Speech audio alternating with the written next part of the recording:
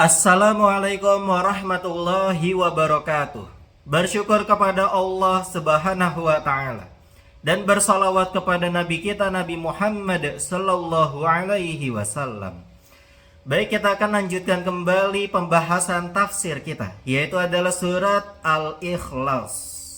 Surat Al-Ikhlas Makkiyah, artinya adalah surat Al-Ikhlas ini turun ketika masa dakwah Nabi Shallallahu Alaihi Wasallam periode pertama, periode Makkah, 13 tahun pertama. Lalu kemudian ada 4 ayat.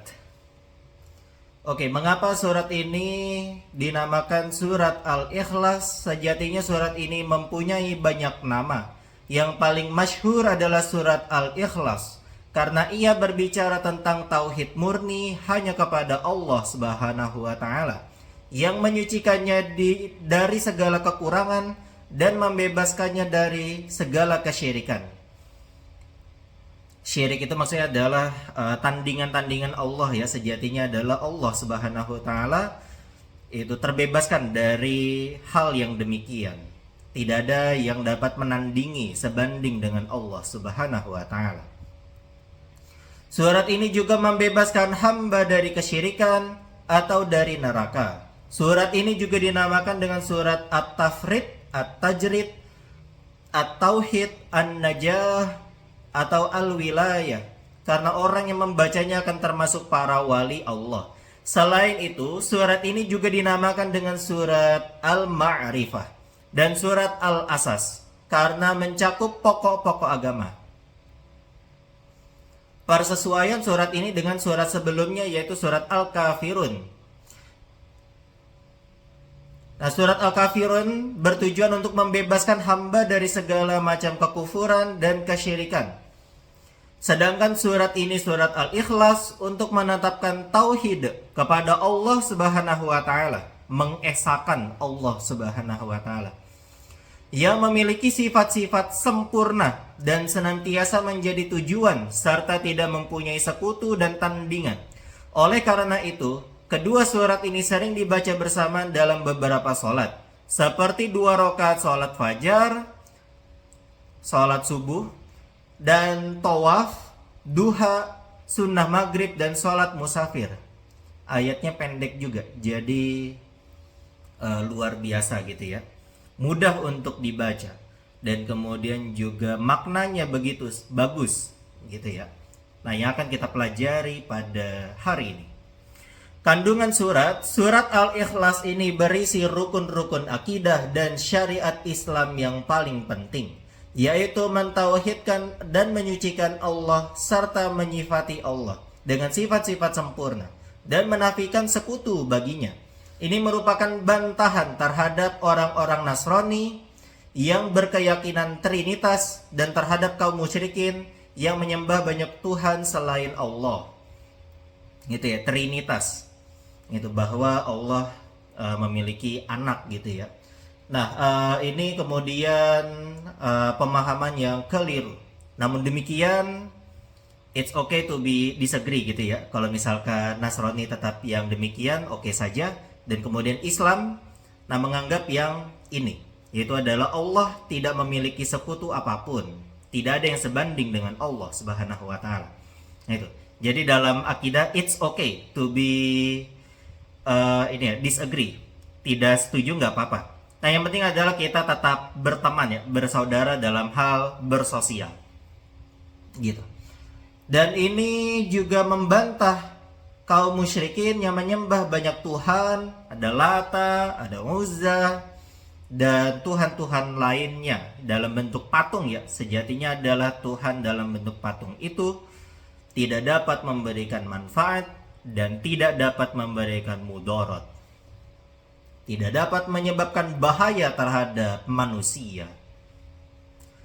Oke, keutamaan surat Al-Ikhlas ini, banyak hadis yang menjelaskan keutamaan surat ini. Pahala membaca surat ini sama dengan pahala membaca sepertiga Al-Quran, karena seluruh isi kandungan Al-Quran adalah penjelasan keterangan global dalam surat ini. Dan karena pokok-pokok syariat secara umum ada 3, yaitu tauhid, mengesahkan Allah, pengikraran had dan hukum serta penjelasan amalan. Surat ini menjelaskan tauhid dan takdis penyucian.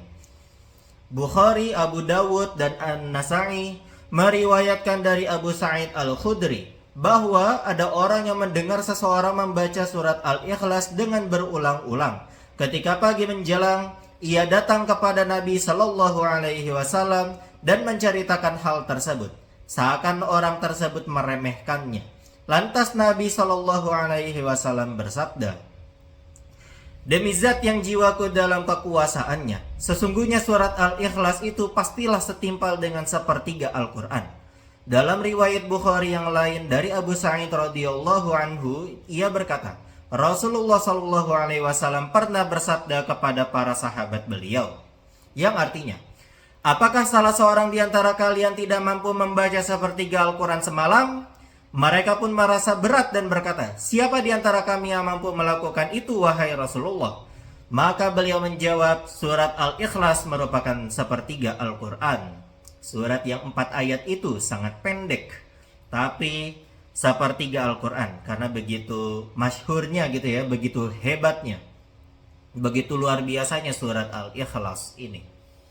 Muslim dan Tirmizi meriwayatkan dari Abu Hurairah radhiyallahu anhu, ia berkata, Rasulullah Shallallahu Alaihi Wasallam bersabda, berkumpullah, aku akan membacakan sepertiga Al-Quran kepada kalian. Lantas berkumpullah kami. Kemudian Nabi Shallallahu Alaihi Wasallam keluar dan membaca surat Al-Ikhlas, lantas masuk rumah lagi.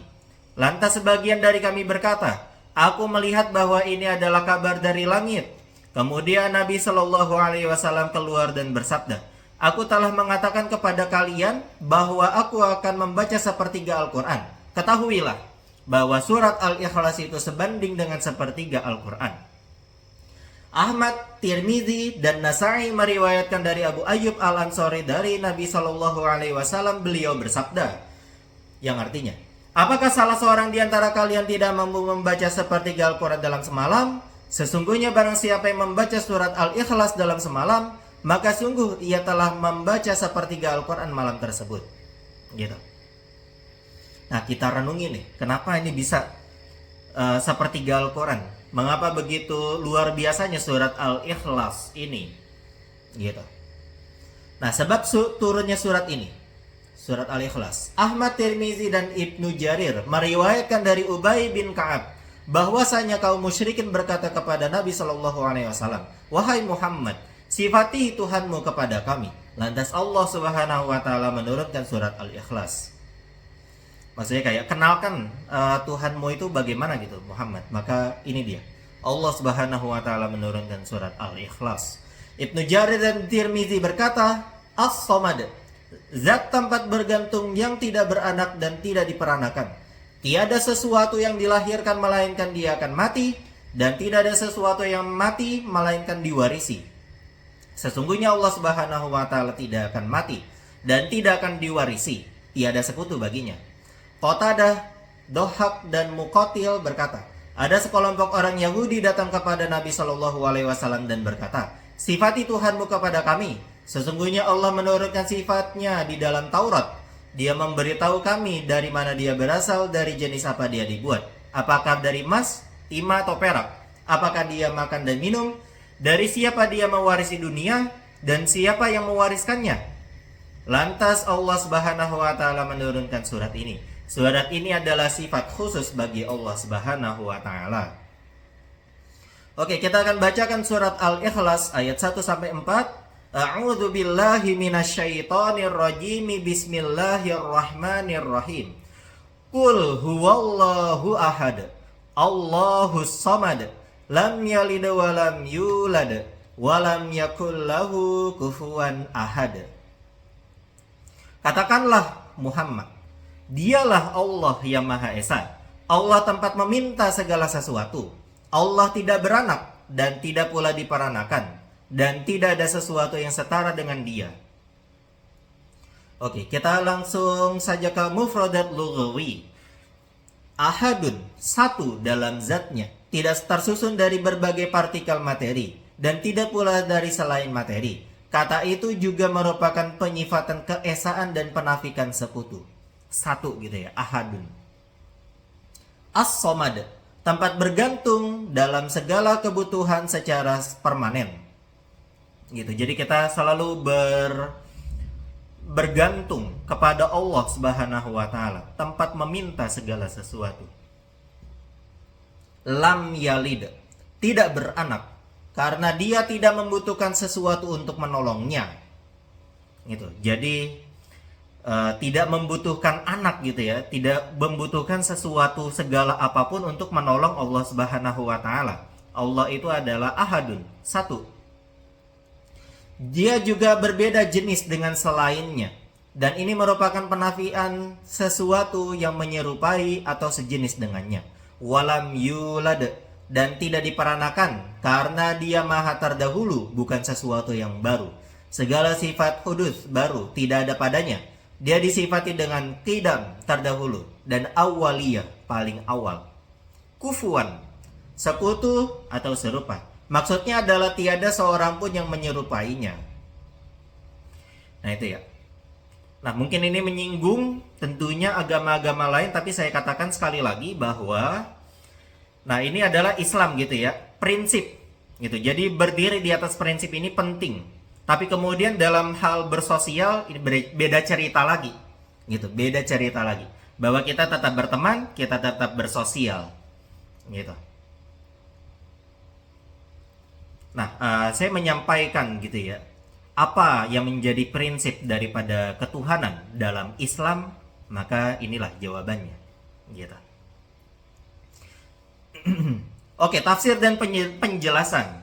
Qul huwallahu ahad.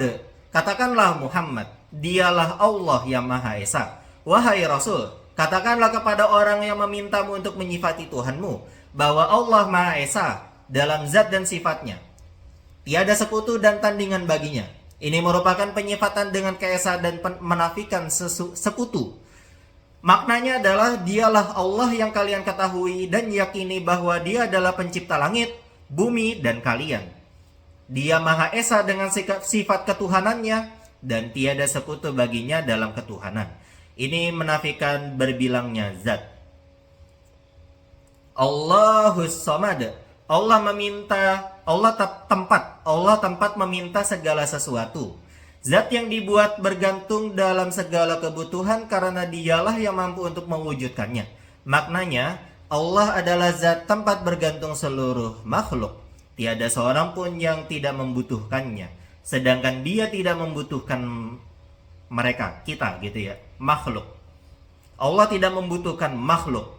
Ini merupakan bantahan atas keyakinan kaum musyrikin Arab dan orang-orang semisal mereka. Orang-orang semisal mereka. Akan adanya perantara dan zat selain Allah yang memberikan syafaat atau pertolongan. Jadi kayak orang-orang musyrikin Arab itu mereka itu juga tahu yang namanya Allah gitu. Cuma kenapa mereka membuat Tuhan-Tuhan yang lain dalam bentuk patung? Karena ini tadi, mereka menganggap adanya perantara gitu ya antara Allah dan juga dengan makhluknya sama manusia. Nah, mereka kayak membutuhkan Tuhan yang baru sebagai perantara itu. Sejatinya adalah kita langsung kepada Allah gitu ya, tanpa memerlukan Tuhan-Tuhan yang lain. Ibnu Abbas berkata mengenai tafsiran dari As-Samad, yaitu dialah yang dituju oleh seluruh makhluk dalam memenuhi kebutuhan dan permintaan mereka. Dia adalah Tuhan yang telah sempurna kekuasaannya, Zat Maha Mulia yang sempurna kemuliaannya, Zat Maha Agung yang sempurna keagungannya, Zat Maha Lembut yang sempurna kelembutannya, Zat Maha Mengetahui yang sempurna ilmunya, dan Zat Maha Bijaksana dengan sempurna yang sempurna kebijaksanaannya. Demikian juga dialah zat yang telah sempurna dalam segala kemuliaan dan kekuasaannya. Dialah Allah Subhanahu wa taala. Sifat-sifatnya ini tidak boleh disematkan melainkan kepada Allah. Dia tidak mempunyai tandingan dan tiada sesuatu pun yang menyerupai dengan Allah. Maha suci Allah yang Maha Esa dan Maha menaklukkan. Lam yalid wa lam yulad. Allah tidak beranak dan tidak pula diperanakan. Tidak ada anak yang lahir dari Allah dan dia tidak lahir dari sesuatu apapun. Dia tidak sejenis dengan apapun. Dia maha terdahulu, tidak sesuatu yang baru atau bukan sesuatu yang diciptakan. Tidak ada permulaan baginya dan dia bukan merupakan jisim. Ini merupakan penafian terhadap sekutu dan jenis serta penyifatan kodim terdahulu dan awaliyah awal, serta menafikan hudus atau sesuatu yang baru atau diciptakan. Dalam kalimat pertama merupakan penafian adanya anak bagi Allah Subhanahu wa taala dan bantahan kepada kaum musyrikin yang menyangka bahwa para malaikat adalah putri-putri Allah. Bantahan juga terhadap orang-orang Yahudi yang mengatakan bahwa Uzair adalah putra Allah dan terhadap orang-orang Nasrani yang mengatakan bahwa Al-Masih adalah putra Allah. Sementara itu, pada kalimat kedua terdapat penafian adanya orang tua bagi Allah dan penafian bahwa Allah Subhanahu wa taala bermula dari ketidakadaan. Begitu. Nah, tentunya penjelasan ini menyinggung agama lain, ini pasti gitu ya. Tapi lagi-lagi saya katakan bahwa inilah prinsip gitu. Nah, kita bertoleransi, menghormati satu sama yang lain terkait dengan prinsip gitu. Dan kemudian juga bisa berdialog, bisa gitu ya. Berdialog bisa, diskusi. Walaupun kalau misalkan ujung-ujungnya nanti agree to disagree gitu ya. Sepakat untuk tidak bersepakat. Nggak apa-apa gitu ya. Nah, karena ya inilah prinsip daripada Islam, dan aku bersaksi bahwa tiada Tuhan selain Allah, asyhadu alla ilaha illallah. Dan aku bersaksi bahwa bahwa Nabi Muhammad adalah utusan Allah, wa asyhadu anna Muhammadar Rasulullah. Gitu. Dan beliau Nabi Muhammad SAW yang mengajari kita terkait dengan ini, tauhid gitu ya. Maka kita mengikutinya, mengikuti beliau. Gitu. Dan kemudian setelah dengan proses berpikir tentunya gitu ya. Bukan hanya asal jiplak saja. Gitu. Tapi kemudian dari dari pemikiran tentunya, setelah kita merenungi banyak hal tentunya gitu, tanpa keraguan bahwa asyhadu alla ilaha illallah wa asyhadu anna Muhammadar Rasulullah, nah saya berislam gitu ya. Oke, baik, kita lanjutkan. Walam yakul lahu kufuwan ahad, dan tiada sesuatu yang setara dengan Allah, dengan dia. Tiada seorang pun yang menandingi dan menyamai Allah. Ini merupakan penafian terhadap adanya istri bagi Allah Subhanahu wa taala dan bantahan terhadap kaum musyrikin Arab yang meyakini bahwa Allah Subhanahu wa taala mempunyai tandingan dalam perbuatan-perbuatannya. Di mana mereka kaum musyrikin ini menjadikan para malaikat sebagai sekutu-sekutu Allah dan berhala-berhala serta patung-patung sebagai tandingan bagi Allah. Surat ini mempunyai kesamaan dalam ayat-ayat yang lain seperti firman Allah Subhanahu wa taala dalam surat Al-An'am ayat 101 yang artinya, Dia Allah pencipta langit dan bumi. Bagaimana mungkin Dia mempunyai anak padahal Dia tidak mempunyai istri? Dia menciptakan segala sesuatu. Yakni Dialah yang memiliki dan menciptakan segala sesuatu. Lantas bagaimana mungkin ada makhluk yang menandinginya? Dan firman-Nya dalam surat Maryam ayat 92 dan sampai 95. Dan tidak mungkin bagi Allah yang Maha Pengasih mempunyai anak. Tidak ada seorang pun di langit dan di bumi melainkan akan datang kepada Allah yang Maha Pengasih sebagai seorang hamba. Dia Allah benar-benar telah menentukan jumlah mereka dan menghitung mereka dengan hitungan yang teliti. Dan setiap orang dari mereka akan datang kepada Allah sendiri-sendiri pada hari kiamat. Dan firman-Nya dalam surat Al-Anbiya ayat 26 sampai 27. Dan mereka berkata, Tuhan yang Maha Pengasih telah menjadikan malaikat sebagai anak. Maha suci Dia. Subhanallah. Maha suci Dia. Sebenarnya mereka para malaikat itu adalah hamba-hamba yang dimuliakan. Mereka tidak bicara, mendahuluinya. Dan mereka mengerjakan perintah-perintahnya. Dalam Sahih Bukhari disebutkan yang artinya, tidak ada yang paling sabar atas ucapan yang menyakitkan yang melebihi kesabaran Allah. Mereka mengatakan bahwa Allah mempunyai anak. Tetapi Allah tetap memberi rezeki dan memaafkan mereka. Ada potensi Allah memaafkan mereka yang mengatakan bahwa Allah mempunyai anak. Maka pintu taubat tetap terbuka. Bukhari dan Abdur Razak meriwayatkan dari Abu Hurairah dari Nabi Shallallahu Alaihi Wasallam. Beliau bersabda yang artinya, Allah Azza wa Jalla berfirman, anak Adam mendustakanku dan seharusnya tidak demikian. Dia juga mencelaku dan seharusnya tidak demikian. Adapun pendustaannya kepadaku adalah perkataan bahwa aku tidak akan mampu mengembalikan makhluk seperti sedia kala dan menciptakan tidak lebih mudah daripada mengembalikan. Adapun celaannya kepadaku adalah perkataan bahwa Allah menjadikan seorang anak, padahal aku adalah Maha Esa dan tempat bergantung, tidak beranak dan tidak diperanakan, dan tidak ada seorang pun yang menjadi sekutu bagiku. Oke, fikih kehidupan atau hukum-hukum. Surat pendek ini mengandung penetapan dan penafian sekaligus. Surat ini telah menjelaskan bahwa Allah Maha Esa dalam zat dan hakikatnya, terbebas dari segala bentuk tarkib atau rangkaian atau susunan.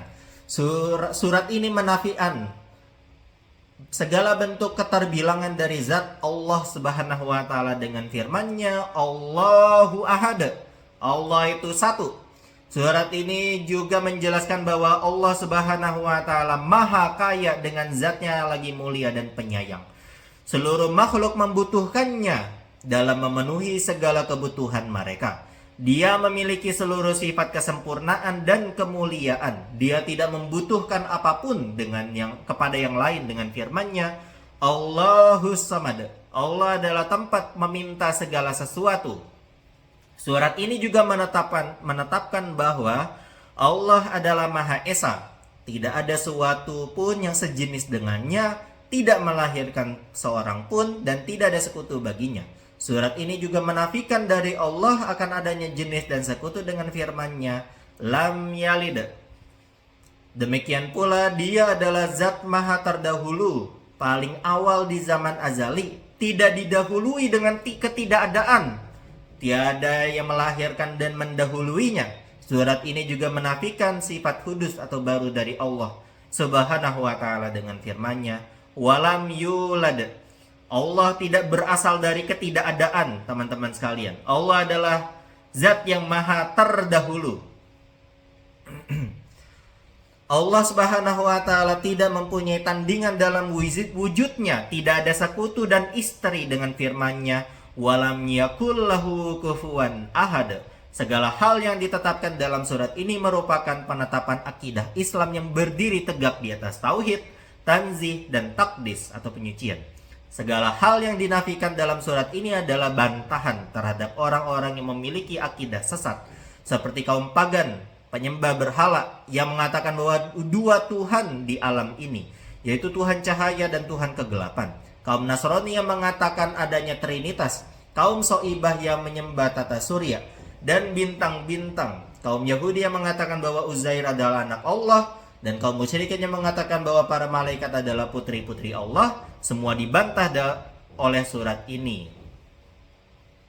Firman Allah Ahadun merupakan bantahan terhadap keyakinan kaum pagan. Firman-Nya Allahus Samad membantah keyakinan orang yang menetapkan pencipta selain Allah. Jika ada pencipta selain Allah, pastilah ia berhak untuk menjadi tempat bergantung untuk memenuhi segala kebutuhan. Nyatanya tidak. Firman-Nya lam yalid wa lam yulad. Bantahan terhadap kaum Yahudi atas keyakinan mereka terhadap Uzair dan kaum Nasrani atas keyakinan mereka terhadap Al-Masih, serta kaum musyrikin atas keyakinan mereka bahwa para malaikat adalah putri-putri Allah. Firman-Nya walam yakul lahu kufuwan ahad merupakan bantahan terhadap kaum musyrikin yang menjadikan berhala-berhala sebagai tandingan dan sekutu bagi Allah. Nyatanya tidak. Para ulama berkata, surat ini dalam hak Allah Subhanahu wa taala seperti surat Al-Kautsar, dalam hak Rasulullah sallallahu alaihi wasallam. Akan tetapi celaan dalam hak Rasulullah SAW disebabkan mereka berkata bahwa beliau terputus tidak punya anak. Dalam surat ini celaan mereka disebabkan mereka menetapkan anak bagi Allah. Tidak mempunyai anak dalam konteks manusia merupakan aib, dan adanya anak dalam konteks Allah itu adalah aib. Oleh karena itu Allah Subhanahu wa taala berfirman dalam surat ini untuk membela hak Allah, sedangkan dalam surat Al-Kautsar Allah tidak berfirman Tetapi Allah berfirman secara langsung, sehingga secara langsung Allah Subhanahu wa taala membela Rasulullah sallallahu alaihi wasallam. Oke, jadi begitu. Nah, tidak dapat dipungkiri bahwa penjelasan terkait dengan surat Al-Ikhlas ini tentunya akan menyinggung gitu ya, terkait dengan agama-agama lain, karena memang begitulah. Nah, Islam ini memiliki prinsip dasar terkait dengan tauhid. Orang-orang Islam yang mengatakan asyhadu alla ilaha illallah wa asyhadu anna muhammadar rasulullah wajib untuk meyakini terkait dengan hal ini, yaitu surat Al-Ikhlas yang pendek 4 ayat ini, tapi menjelaskan begitu dalam makna di dalam surat ini, surat Al-Ikhlas. Qul huwallahu ahad, Allah itu satu, Allahus samad, Allah itu tempat meminta segala sesuatu. Lam yalid wa lam yulad, Allah tidak beranak dan bukan diperanakan. Walam yakul lahu kufuwan ahad, Allah tidak memiliki sekutu, tidak ada yang sebanding dengan Allah Subhanahu wa taala. Demikian ngaji kita pada hari ini tentang surat Al-Ikhlas. Kita cukupkan ngaji kita dengan membaca hamdalah dan doa kafaratul majlis. Alhamdulillahirabbil alamin, subhanakallahumma wa bihamdika asyhadu an la ilaha illa anta astaghfiruka wa atubu ilaik. Wassalamualaikum warahmatullahi wabarakatuh.